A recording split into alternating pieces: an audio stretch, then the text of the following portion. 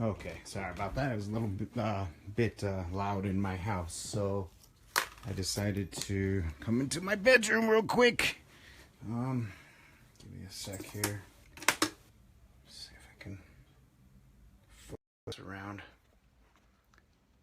So, anyway, I just wanted to talk to you guys about some of the things if you're going to try and desolder the mini innovator from the Raiden fader board.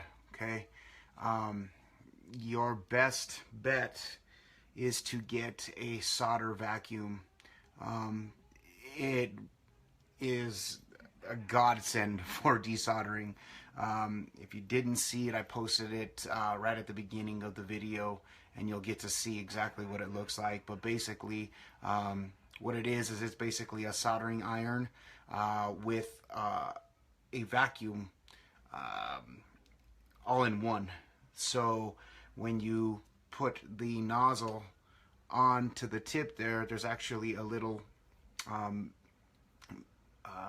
tube that's in the middle of the soldering joint and or the soldering tip. It's an actual circle with the tube, and what you do is you actually put it right on the joint there, and what it'll do is it will melt the solder joint, and then what you do is you push a trigger and it sucks up the solder, so it cleans out these boards.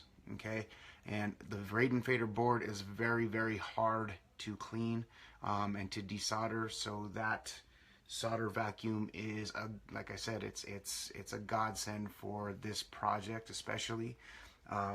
You know, because if not, the only other way to do it is by putting a soldering iron on here. You burn up the board, you can tear the contacts off the board. Now, even with that solder vacuum, I was still having issues with getting the fader out of the board, because you can see the contacts here.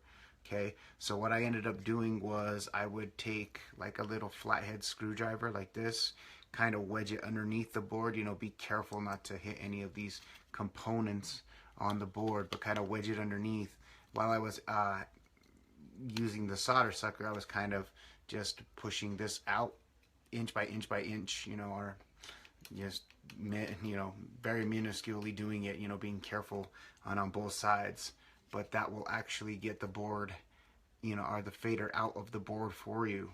Now, if you're looking at this plug, I'm gonna kind of show you here. So this hole, this little plug right here, this is the plug that you're going to use for, this is the actual rechargeable battery plug right here. So the 3.7 volt plug, okay? On this side here, this plug here that I marked with black, this is actually the power to the board itself, okay? Now, as far as this one here, this one is for, I believe, your calibration. So that one there, I believe, is for the calibration.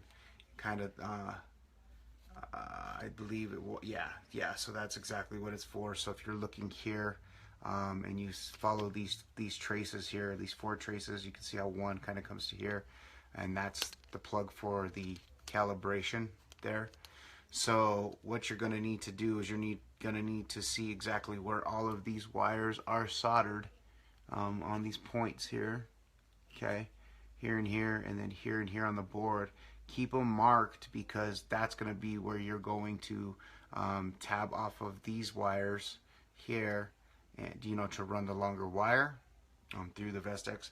And as I said, if you're going to do it like this, you know. Now, as far as for the 1, 2, and 3, your input, output, input, line in, and output for the fader, I decided on the other board I was going to, instead of trying to desolder these out of the board and risk burning up the board, I just soldered wires underneath the contacts here. So the contacts here at the front, this is the ground, okay? Now, the inside pins here, because you're going to see 1, 2, 3, 4. Now the ones on the inside, those are your audio cables. These outside ones are just grounds to, just to ground it so that it stays nice and sturdy in the board. So you're going to have your ground here, then you're going to have your left and your right. Every single one of them is like that: ground, left and right, ground, left and right. So that's where you're going to tab off of these so that you actually get sound.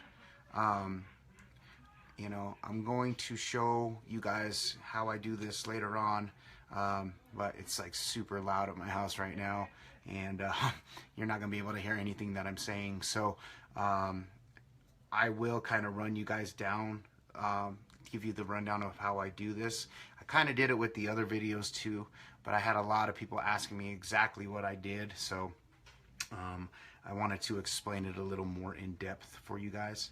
Anyway, I'm going to end the video there, and once again, if you're into any type of work like this, electronic work, anything like that, get yourself a soldering vacuum. It's a solder sucker, so like I said, it's at the beginning of this video. But anyway, I'm going to end it right now, and I will keep you guys posted with this second vestax handy trax that I'm working on, and give you a few more pointers. So hopefully they'll help you guys out if you decide to take on this project. All right, so peace for now.